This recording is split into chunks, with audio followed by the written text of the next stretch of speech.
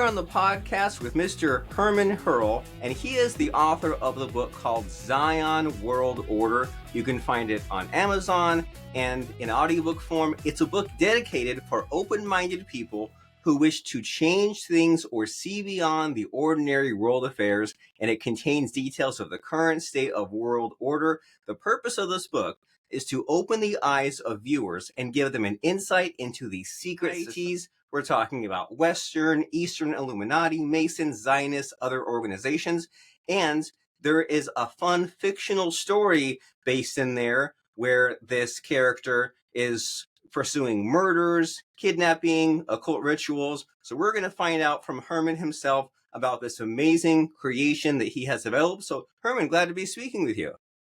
Yeah, likewise. Thank you. You're very welcome. And so we mentioned your book, hyped it up. Did I do it justice? Did we accurately describe what your book is all about? I think so, yes.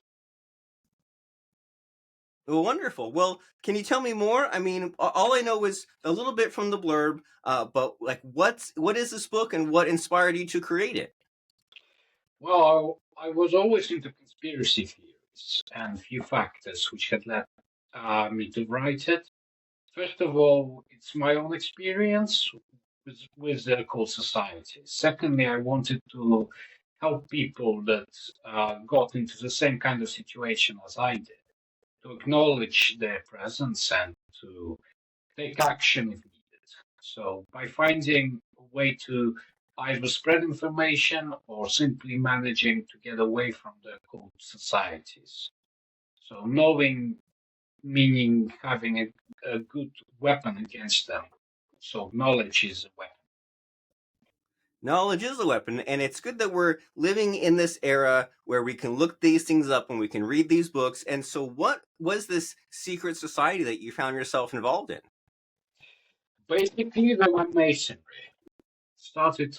Everything started with Freemasons.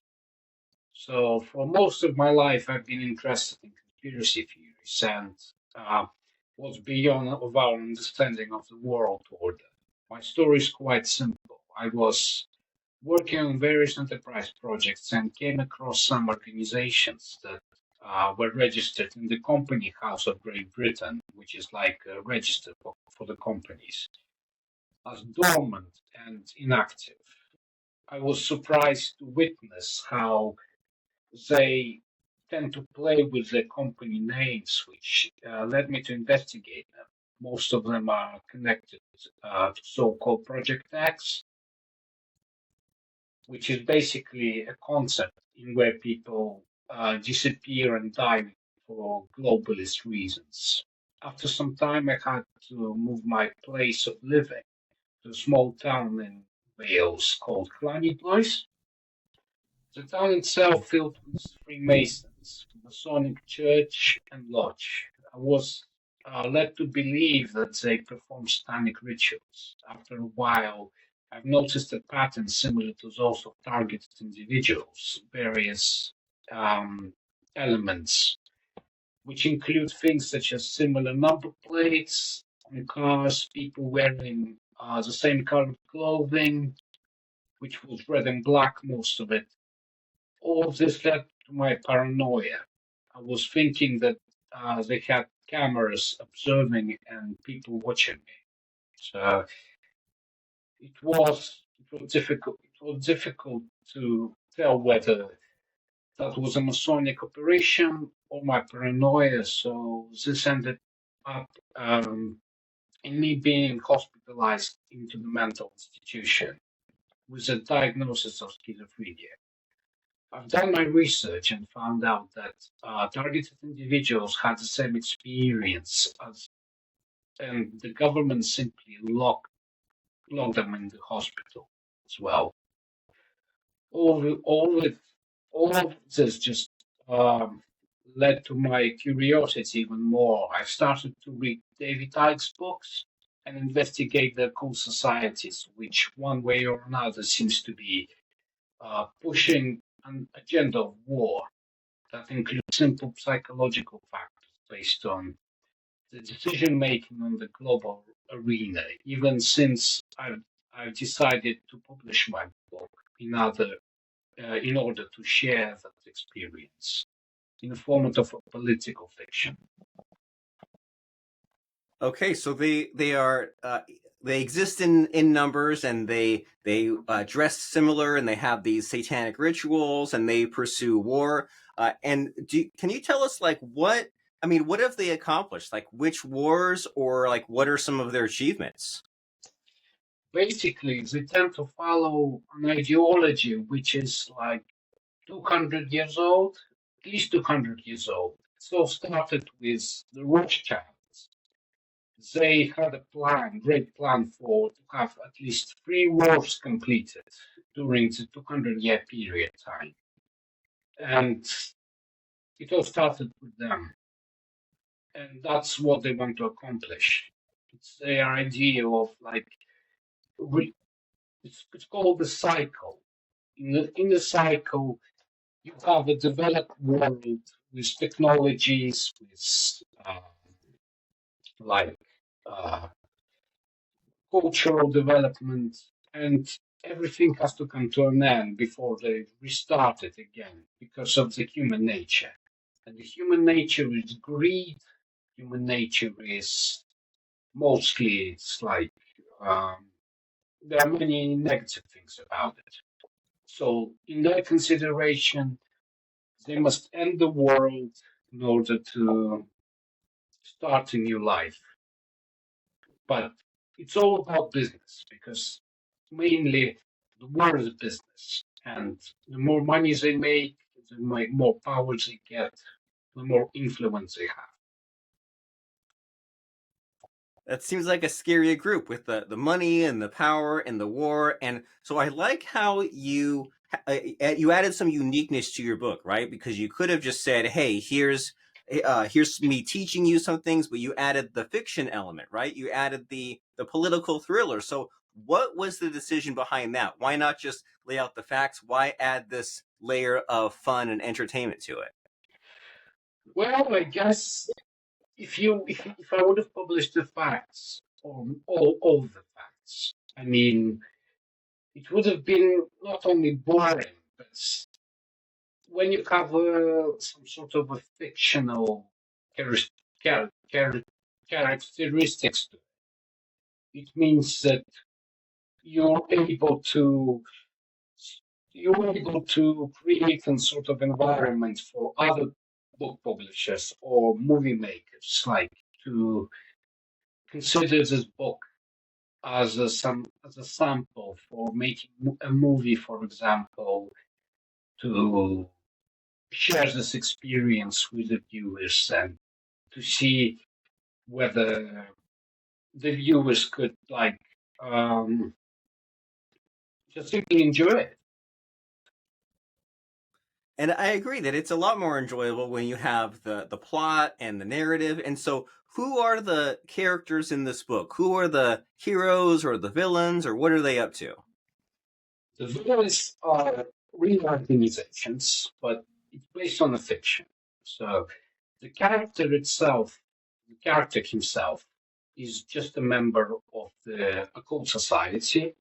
He has joined an occult society in order to make profit out of it, and basically got himself involved into a lot of blood and decided to just be involved in murders, not by his own will, but he feels regretful. The character feels regretful for his actions, and basically, in order to like get this out of his mind, get this out of his head, in order to just, I guess it's a matter of consciousness, and with the consciousness, you want to prioritize things like some sort of a just normal living. Just live like a human, not like an animal or like somebody who committed a lot of crimes and eventually ended up in the situation where it's either my freedom or freedom of others. And basically, I rather pursue a place of non-freedom, where it might be a prison, it might be anything which involves isolation. But eventually, you get a sort of feeling that you managed to express yourself and you've managed to expose those people that are involved in murders, expose entire organization which is involved in murders, and basically just assure that people know who those organizations are, people are aware that those people are committing crimes against humanity. Those people, they steal money, they commit all sorts of crimes, including human trafficking, including kidnapping, everything that involves such a criminal element to it.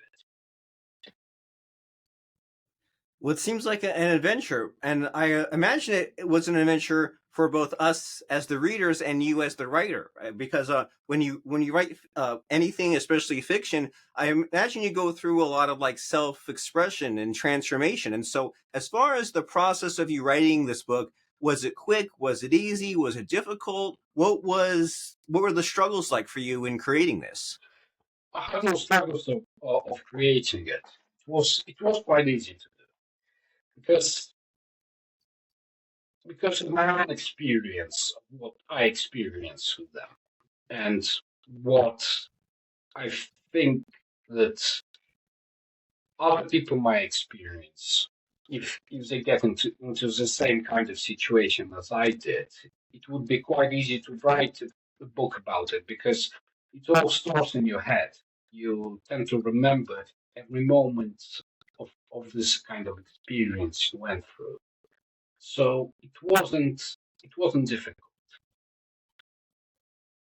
Well, great. And so, yeah, you had these experiences and you put them on the page. And were there any kind of like surprises that came about as far as when you brainstorm, when you wrote it, when you marketed the book? I mean, what surprised you about your journey?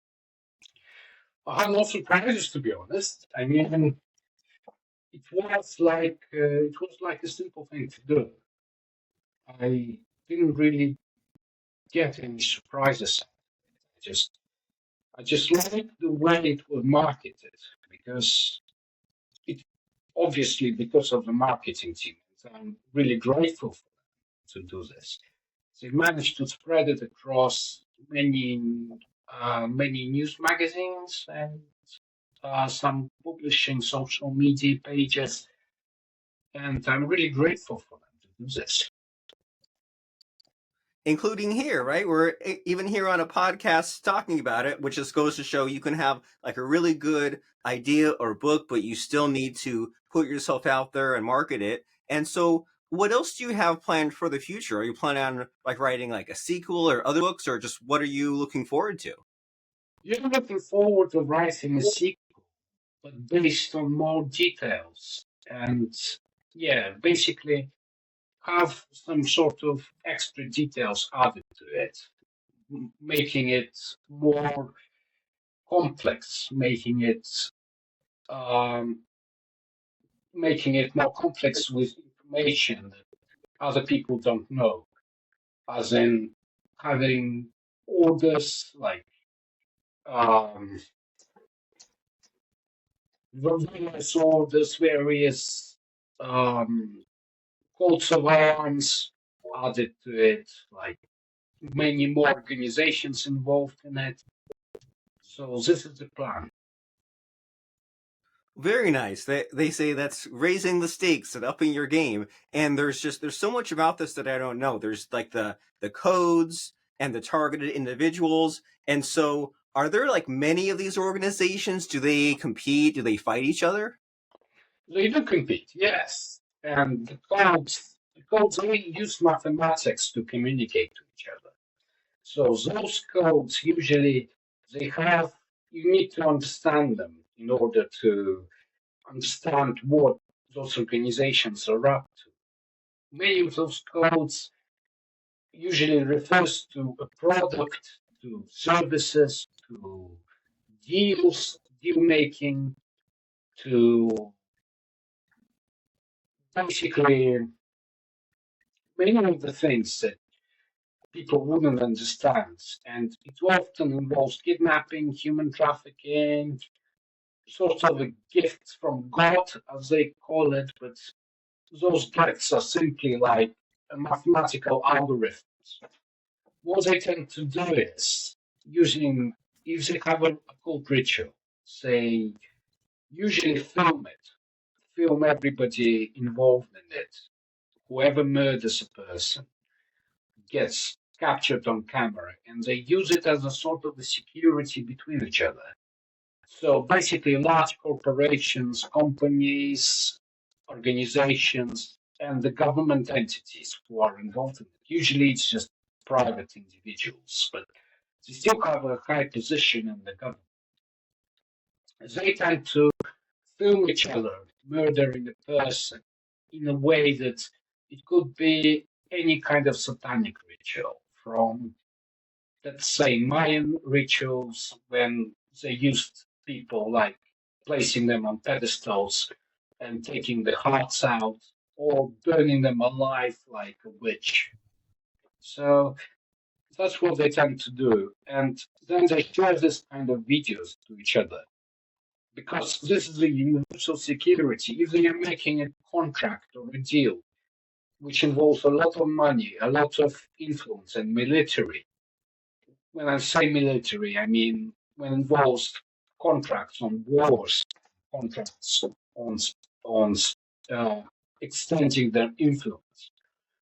They need securities from each other in order to, if somebody tends to break the contract rules or guidance, then eventually it will end up with somebody who can share this information, can share those videos online, on internet, social media, media conglomerate. But the media conglomerate tends to hide this because they're involved in it when it comes to projects involving targeted individuals. So this is basically what they tend to do, is murder people and get away with it, and get away with big contracts. It sounds like some scary, powerful people, and it's good that Yes. you escaped, and it's good that you are educating us. And it seems like there's so much to this, and so many big ideas that we can't learn it all at once. So by reading your book and getting a taste of it in the fiction sense, kind of helps us to like slowly absorb it and make sense of all these things that they're doing. Plus, it's an intriguing like story that you're telling, right? So it also makes for good fiction. And so as far as your book and the content and the occult and the secret societies, is there a missing hidden question in our conversation? Is there something that you wish I would ask you that I just don't know to ask you? You can ask me about targeted individuals if you like. Who are they? Okay, tell me about targeted individuals. Basically, there's a chosen ones by the global cult and organizations, which involves murder by the billionaires. Targeted individuals and Project X involves all the dark themes, from kidnapping, experimenting on an actual murder for the victims. Targeted individuals are selected from the government cooperatives, which work with private healthcare companies, banks, media organizations, and occult. They perform occult operations involving experimentation on the victims, which varies from food, medication, for example, and if if a healthcare company wishes to test a new medication or product, they would provide it with a barcode which has zero numbers or only a couple of numbers in it. So same with food. Occult societies they value the input and investment into such projects, which the members are keen on executing with their cult agenda and gain money from it. So, in other words, targeting individuals end up in a situation like I did, where they were being filmed, where they had a problem involving socializing because of the isolation they get from all kind of various factors, which usually end up in paranoia, like I did. I ended up with schizophrenia. So they don't really have a choice. They need to find a way out somehow and somehow escape this. But it's quite difficult because, especially when operations are concluded in a way that you have those occult members chasing you, or they're performing this operation in order to kidnap you, then it becomes a problem because you don't know where to go, you don't know what to do, you're kind of isolated, and this is how they do it. They isolate you first in order, and especially it comes with, especially with money, some sort of, if there's a glitch in the bank account, you wouldn't be able to take your money out and end up, basically without cash. How are you going to escape? Where are you going to go? And if you live in a small village like I did, where they had a Masonic lodge, where would you go? They can do anything they like. They can film it, perform cult operation, and you don't have a choice. You need to either somehow pretend that you know them very well and you're ready to expose them, which I did. And this is the kind of way to escape them. Because if they know you know, then they will be more cautious. They'll try to stop this if it's required. They'll stop this. But you need to be brave. You need to show that you're able to fight them if it's required.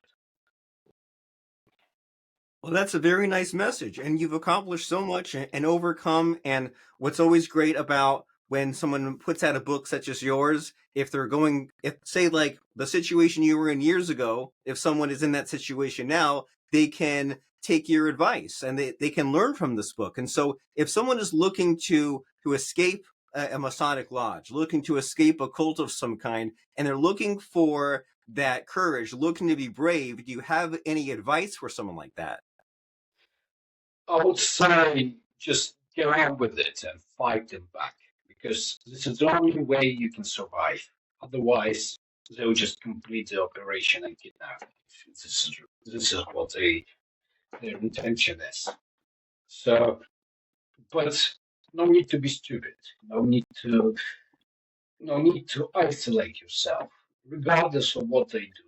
Main key is not to isolate yourself from the society, even if it's filled with Masons.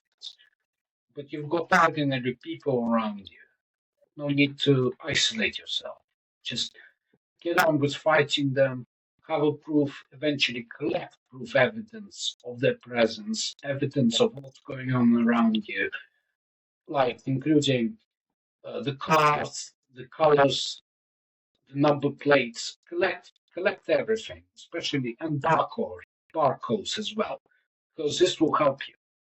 This will help you because after publishing this on social media or elsewhere, although the YouTube deletes it and other social media tends to delete it, but you still have a chance of exposing this, and then they'll go silent.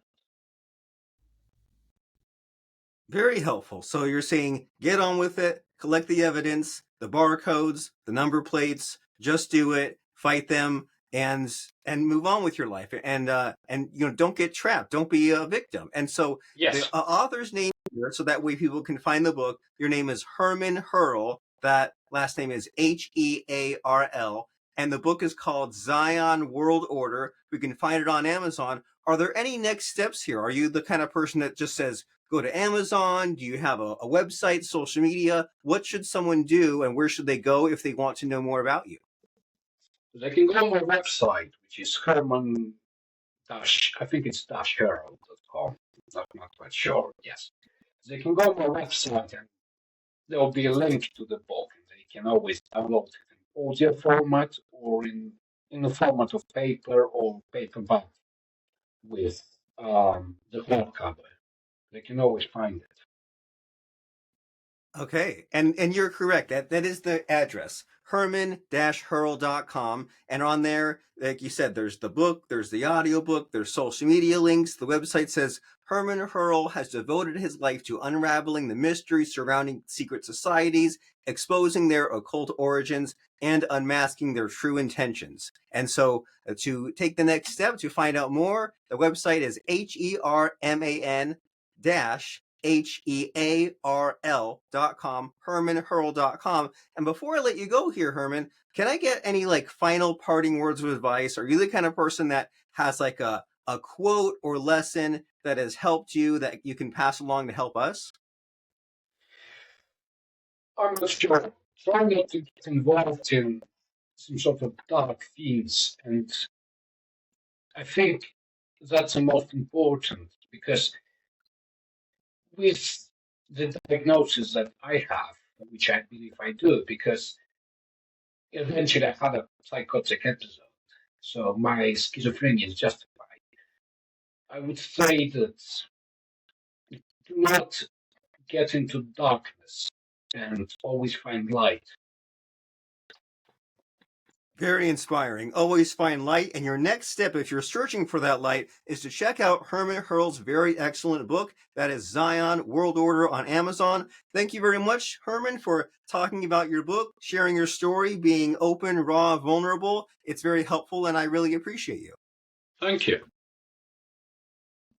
All right, very nice. So recording's done for, and I'll get this passed along. Okay, thank you.